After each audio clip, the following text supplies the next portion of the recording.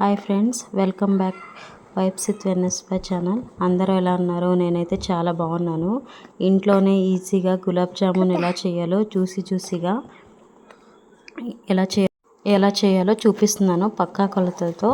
ఇలా ట్రై చేసి చూడండి ఒకసారి, చాలా బాగా వస్తుంది పర్ఫెక్ట్గా. నేనైతే ముందుగా ఇక్కడ మీకు ఉండలు ఎలా చేయాలో అక్కడ దగ్గర నుంచి పాకం దగ్గర నుంచి మొత్తం చాలా నీట్గా చూపిస్తున్నాను. మీరు ఒకసారి ఇలా ట్రై చేసి చూడండి. ఇది పిండి అనేది చాలా మెత్తగా స్మూత్గా ఉండాలి. ఇక్కడైతే చూడండి, మీకు గోల్డెన్ కలర్ రంగులో వేయించుకోవాలి. పాకం కూడా ఇక్కడ గోల్డెన్ కలర్ రంగు వస్తుంది. నేనైతే ఇన్స్టెంట్ గులాబ్ జామున్ ప్యాకెట్ తీసుకున్నానండి. ఇక్కడైతే మీకు కొలత చేసి చూపిస్తున్నాను. 1.5 కప్ అయింది, నియర్లీ 2 కప్స్ దాకా. ఇక్కడైతే మీకు వీడియోలో కనిపిస్తుంది 1 కప్ ఫుల్గా, అండ్ 1 కప్కి ఇంకా కొంచెం తగ్గింది పిండి అంతే. నేనైతే పాలని కాగబెట్టుకుని పక్కన పెట్టుకున్నాను చల్లారేదాకా. కొంచెం గోరువెచ్చగా ఉన్నప్పుడు కూడా వేసుకోవచ్చు. పిండిని ఎక్కువ ప్రెజర్ చేయకుండా చిన్నగా కొంచెం పాలు వేసుకుంటూ కలుపుతూ ఉండాలి పిండిని. ఇక్కడైతే పాలు మరీ ఎక్కువ వేసుకోకూడదు, కొంచెం వేసుకుంటూ కలుపుతూ ఉండాలి. ఇక్కడ మంచిగా కలుపుకున్నాక ఒక స్పూన్ అయితే నెయ్యి వేసుకొని ఇలా సాఫ్ట్గా కలుపుకొని ఒక 10 నిమిషాలు అలా పక్కకు పెట్టుకోవాలండి. ఎందుకంటే కొంచెం పిండి స్మూత్గా మెత్తగా అవుతుంది. ఇక్కడైతే మీకు అర్థమవుతుంది పిండి చూస్తుంటే, ఇలా లోపలంతా పఫీగా వస్తుంది. ఇక్కడైతే ఒక సైడ్ నేను పాకంకి రెడీ చేసుకుంటున్నాను. 3 కప్స్ అయితే చక్కెర తీసుకొని 3 కప్స్ అయితే వాటర్ యాడ్ చేస్తున్నాను. అంటే మీకు ఇష్టం అండి, మీ చక్కెర మీ స్వీట్ తినేదాన్ని బట్టి. కొంచెం స్వీట్ తక్కువ తినేవాళ్ళు 2.5 కప్స్ చక్కెర వేసుకొని 2.5 కప్ వాటర్ వేసుకోవచ్చు. ఇప్పుడైతే మీకు బాగుంటుంది. ఇదైతే కరెక్ట్ మెజర్మెంట్ అండి, చాలా బాగుంటుంది. ఇలా అయితే చక్కెర వేసాక కొంచెం ఒకసారి అడుగు అంటకుండా కలుపుతూ ఉండాలండి. కలుపుతున్నాక ఇక్కడైతే నేను ఇంకా కొంచెం మిగిలిన పిండి ఉంటే నేను బౌల్స్ చేస్తూ ఉన్నాను.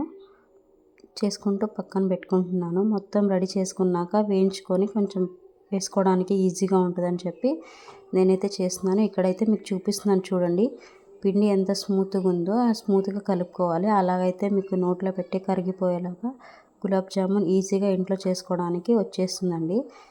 మనం మెయిన్ పిండి కలుపుకునే దాంట్లో ఉంటుంది, కొంచెం హార్డ్గా అయినా పిండి బాగోదనమాట.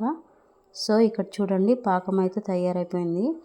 నేనైతే పక్కన పెట్టుకుని కొంచెం లెమన్ పిండుతున్నాను, ఎందుకంటే అది గట్టిగా అవ్వకూడదు పాకం ఒక్కసారి పక్కకు పెట్టినా అని చెప్పి. ఇక్కడైతే నేను ఆయిల్ పెట్టుకొని ఆయిల్ కొంచెం వేడైనాక ఇక్కడైతే నేను చేసుకున్న బాల్స్ అన్నీ వేయించుకుంటున్నాను. ఇక్కడైతే స్టవ్ని మీడియం ఫ్లేమ్లో పెట్టాలండి, ఎందుకంటే హై ఫ్లేమ్లో పెట్టేస్తే మాడిపోతాయి, లోపలేం ఉడకవు, పిండిగా ఉంటాయి. కానీ కొంచెం మేము మీడియంలో నుంచి లో దాకా మీడియంలో పెట్టుకోవాలి. ఎక్కువ మీడియంలో పెట్టుకొని 3 బ్యాచెస్ వైజ్గా నేనైతే ఇలా వేయించుకొని పక్కన పెట్టుకున్నాను. కొంచెం అలానే వదిలేస్తే హై ఫ్లేమ్లో పెట్టినా కూడా మాడిపోతాయండి. జాగ్రత్తగా కొంచెం మీడియంలో పెట్టుకొని చూసుకుంటూ ఉంటాను. ఇక్కడైతే నేను అన్నీ వేయించుకొని పక్కనైతే పెట్టేసుకున్నాను. ఇక్కడైతే పాకం కూడా రెడీ అయింది. అంటే కొంచెం గోరువెచ్చగా ఉన్నప్పుడు వేసుకోవాలి, వేడిగా ఉన్నప్పుడు అయితే వేసుకోకూడదు అనమాట, పగిలిపోతాయి.